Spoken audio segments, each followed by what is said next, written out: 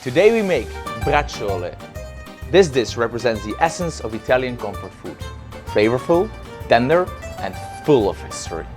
We start by cutting thin slices of the beef flank. For the chefs under us, it's beef bavette.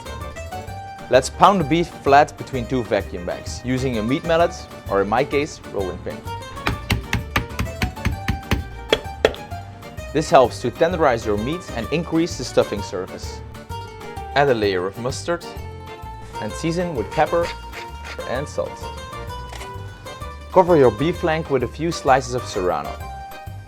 Chop parsley, chopped garlic and finish with some grated Parmigiano Reggiano or pecorino. Braciole originates from southern Italy, where cooks transformed these inexpensive cuts of meat into a flavorful dish. Use toothpicks to keep your beef roll together.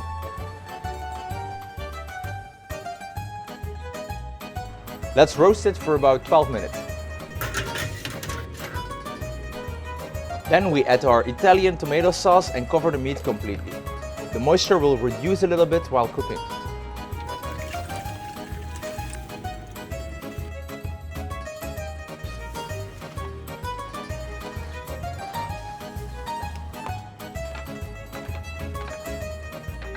We serve the braciole with some tortellone in this case, or a pasta of choice. Remove the toothpicks and finish with some more Parmigiano Reggiano, parsley and pine nuts.